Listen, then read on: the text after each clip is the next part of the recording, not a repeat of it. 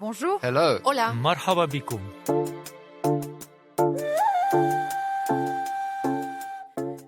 Dans notre précédent épisode de Sur la Terre, nous avons parlé des océans essentiels pour notre sécurité alimentaire et la stabilité du climat. Et pour celui-ci, nous remettons le cap vers la terre ferme, car en enquêtant sur la santé des océans, nous avons découvert à quel point elle dépend aussi de l'agriculture. Car les engrais chimiques ruissellent jusqu'à la mer et boostent des algues qui menacent la biodiversité marine. Et ces engrais causent aussi des déséquilibres dans les sols et l'air. L'agriculture du XXIe siècle est donc soumise à des injonctions contradictoires. Elle devrait se passer d'engrais, car à long terme ils sont néfastes pour l'environnement, et en même temps elle doit nourrir toujours plus de monde. Alors comment l'aider à progresser ? Pour ce nouvel épisode de Sur la Terre, un podcast de l'AFP en partenariat avec The Conversation, je vous propose un grand voyage à la recherche de solutions qui passera par l'Europe et l'Inde, ce géant agricole qui nourrit déjà presque 1/5 de la planète.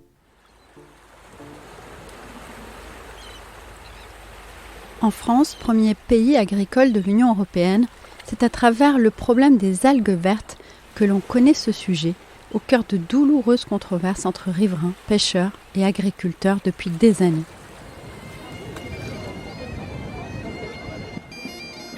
Cette cornemuse se jouait en 2009 lors d'une manifestation pour réclamer des mesures contre les algues vertes sur une plage de la commune d'Illion en Bretagne, une des régions d'Europe les plus touchées par ce phénomène. Écoutez la maire Yvette Doré. Ça nous a déjà coûté 245 000 €. Mais tous les ans, depuis des années, la commune d'Illion dépense de l'argent pour ramasser les algues vertes. Et le problème reste le même chaque année. Donc il est grand temps d'avancer là-dedans et de faire quelque chose. Depuis, les plans de lutte contre les algues vertes se sont succédés et ce sujet a régulièrement occupé l'actualité. Il a aussi fait l'objet d'une bande dessinée, d'un documentaire et d'un film sur l'histoire d'une journaliste, Inès Leroux, qui a enquêté sur leurs effets. D'après ce qu'on sait, Thierry a quitté l'entreprise vers 8h. Il va charrier des tonnes de bouts d'algues vertes en putréfaction, dégageant de l'H2S, l'un des gaz les plus dangereux du monde. Et on est allé reconnaître le corps avec la gamine. Mon fils, il était tout. En Bretagne donc, c'est la santé des habitants qui a déclenché l'alarme. Car quand elles se décomposent, ces algues dégagent des émanations toxiques qui peuvent même entraîner la mort si on y est exposé. Et en mer, ces algues provoquent ce que l'on appelle l'eutrophisation. Alors, on fait un petit essai son. Là, c'est bon ou pas ? C'est parfait. OK. Alors, bonjour, je m'appelle donc Xavier Poux. J'ai une formation d'ingénieur agronome, agro-ParisTech. J'ai demandé à Xavier Poux, spécialiste des systèmes agraires, de nous expliquer ce phénomène appelé l'eutrophisation et qui est provoqué par les engrais. L'eutrophisation des océans, qu'est-ce que c'est ? C'est des milieux marins qui sont trop nourris, paradoxalement, qui reçoivent notamment trop d'azote. Et cet azote, il va faire développer des tas d'algues, des tas d'organismes qui se développent trop.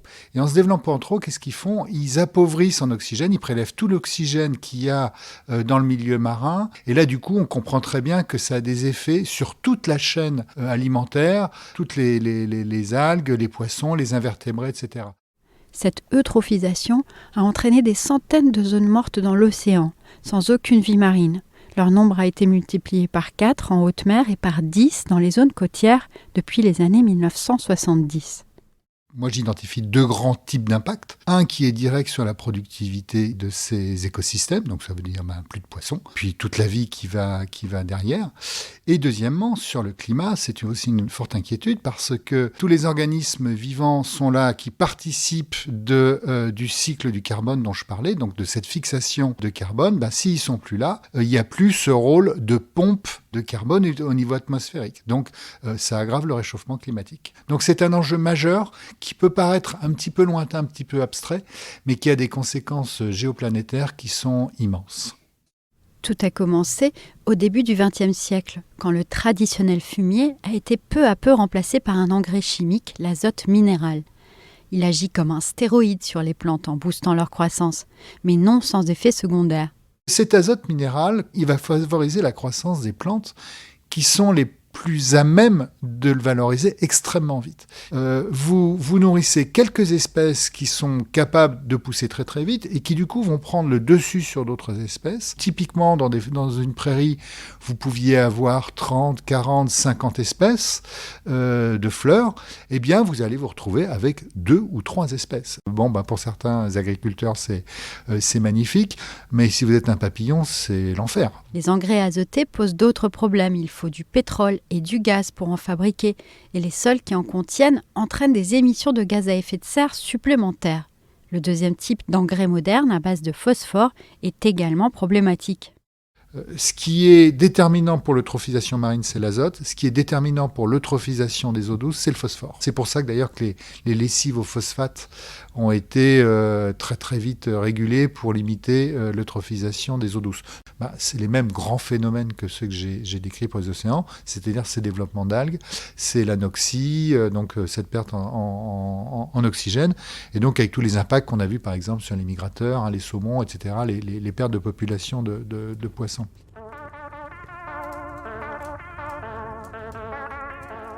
Et pourtant, au début du XXe siècle, on pensait avoir découvert des remèdes miracles pour l'agriculture qui vivait sa plus grande révolution. En France, les engrais chimiques sont donc très largement adoptés après la Seconde Guerre mondiale, dans un pays traumatisé par des années de rationnement. Écoutez ce reportage réalisé en 1957 à l'Office national industriel de l'azote en France. C'est dans ces compresseurs, ces détendeurs, ces fours à l'atmosphère irrespirable, dans ces silos géants où s'élaborent chaque année des centaines de milliers de tonnes de fertilisants de toute nature, que se joue en partie la santé et la vie de milliers d'hommes en France et dans le monde entier. L'Office national industriel de l'azote contribue largement à l'approvisionnement de la France en matière de fertilisants azotés et joue ainsi dans l'équilibre économique du pays un rôle précieux et irremplaçable. À cette époque, donc, on ne jurait que par l'agriculture intensive, combinant engrais et machines-outils. Mais on jouait avec le feu, car l'agriculture et l'élevage intensif contribuent aujourd'hui au franchissement d'au moins 5 limites planétaires. L'équilibre du climat, la préservation des forêts, les ressources en eau, le cycle du phosphore et de l'azote dont on vient tout juste de parler et la biodiversité. Il faudrait donc une agriculture biologique sans engrais ni pesticides. Mais dans l'Union européenne, seuls 10% des surfaces cultivées sont bio. Et le principal obstacle, c'est la crainte d'une baisse de rendement. Xavier Poux et d'autres chercheurs ont imaginé un modèle de transformation qui permettrait selon eux de nourrir tous les Européens en dépit de cette baisse. Est-ce qu'on peut nourrir les Européens, voire continuer un petit peu d'exporter ? Donc c'est ce qu'on a modélisé. Donc oui, ça passe, mais à une condition, c'est de réduire la production de viande, et donc la consommation de viande et de produits laitiers. Car en Europe, beaucoup de terres sont utilisées pour nourrir le bétail. C'est même plus de 60% des terres cultivées, selon un rapport de Greenpeace.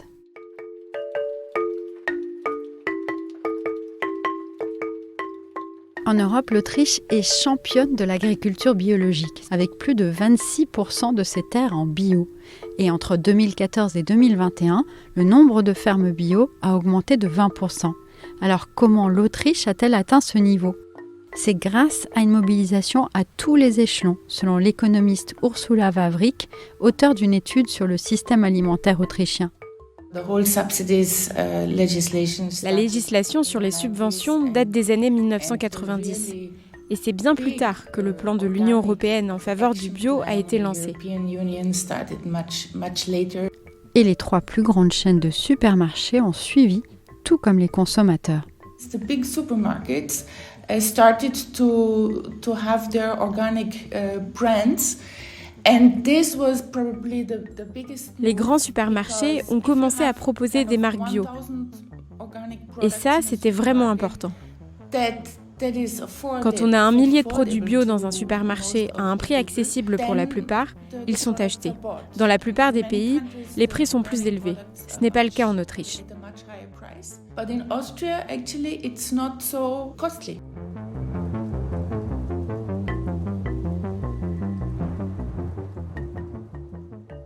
Mais comment faire à l'échelle mondiale ? C'est d'abord en Asie et en Afrique qu'il faudrait trouver des solutions, car ces deux régions concentreront en principe 8 humains sur 10 en 2100. Et c'est l'Asie qui consomme le plus d'engrais. Alors je vous emmène en Inde.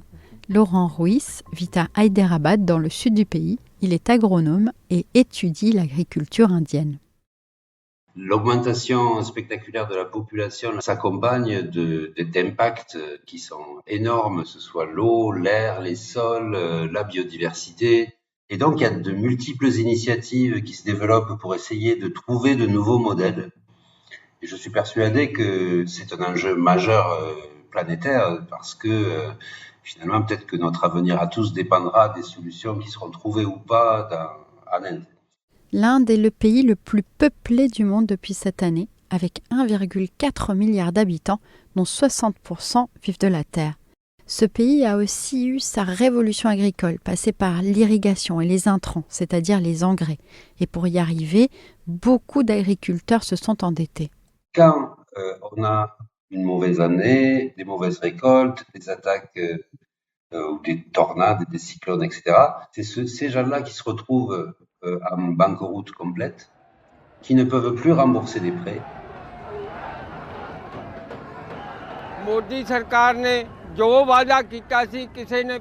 Le gouvernement de Modi n'a pas honoré ses promesses. Chaque jour, un fermier se suicide. On a perdu le compte du nombre de morts parmi nous. On exige que le gouvernement efface nos dettes.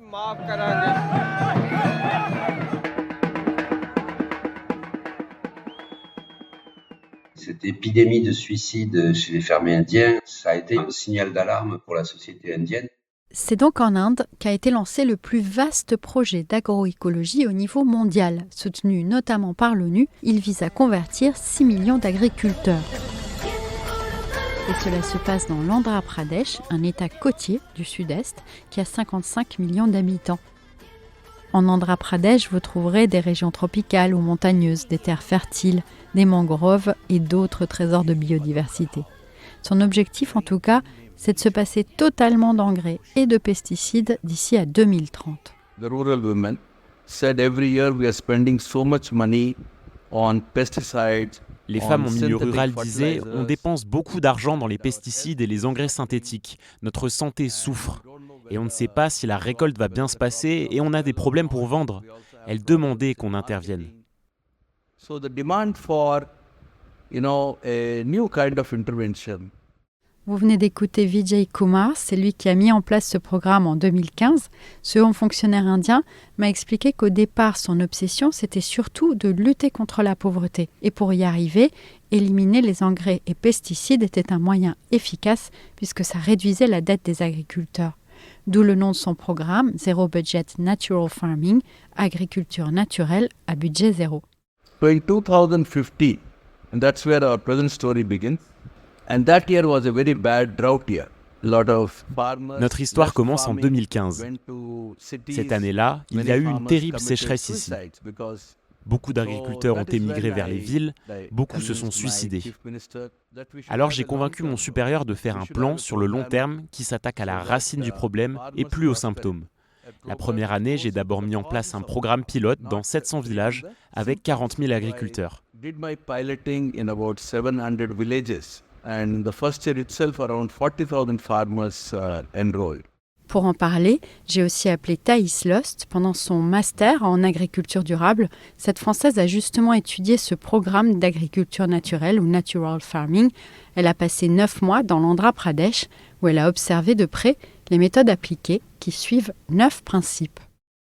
Donc déjà, la pierre angulaire, c'est le Jivamurtam. Donc c'est pour favoriser la culture d'un certain nombre de bactéries, etc. Et du coup, c'est une solution fermentée de bouse de vache traditionnelle, de vache indienne, avec de l'urine, de vache locale aussi, et du jaggery, qui est en fait du sucre de canne non raffiné, et des poudres de légumineuses. Et du coup, on va le faire et le laisser fermenter un certain moment.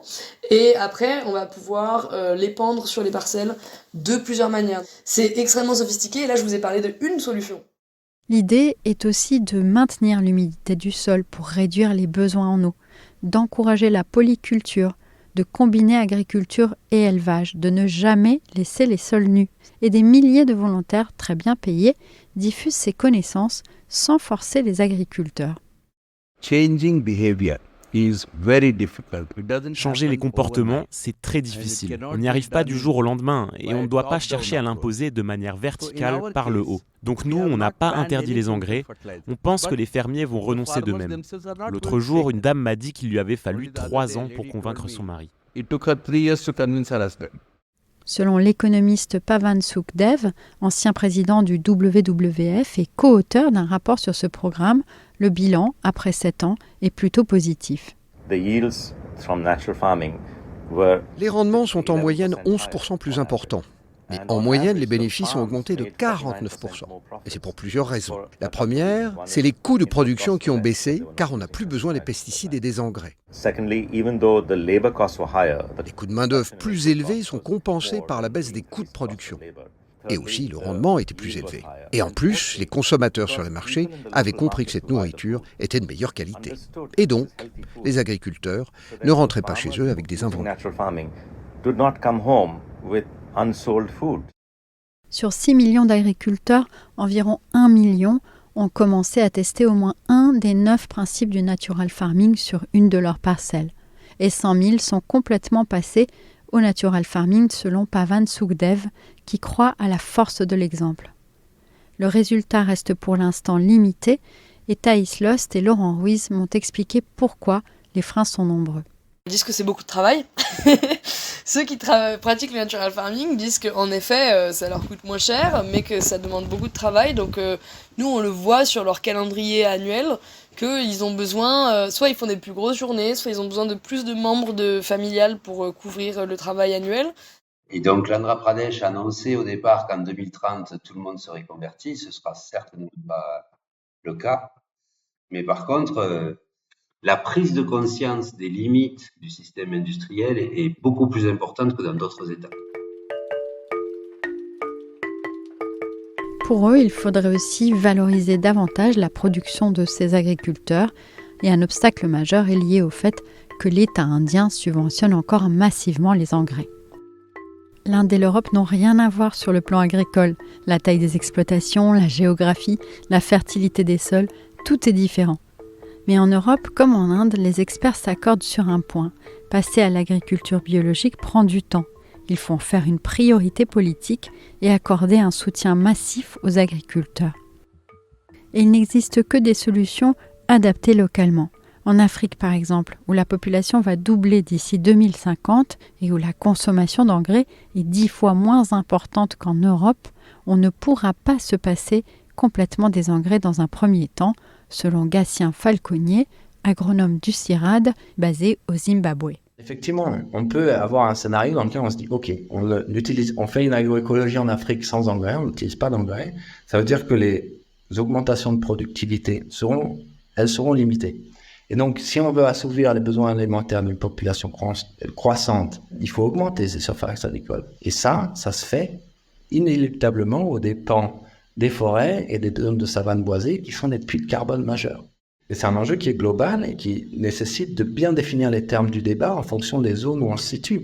Et dans les pays du Nord qui actuellement utilisent trop d'engrais, oui, il faut diminuer cette utilisation-là. Ça permettrait, ce qui est économisé dans ces pays du Nord qui en utilisent trop, d'en utiliser un petit peu plus. C'est donc aux pays riches et du Nord de faire des efforts en premier.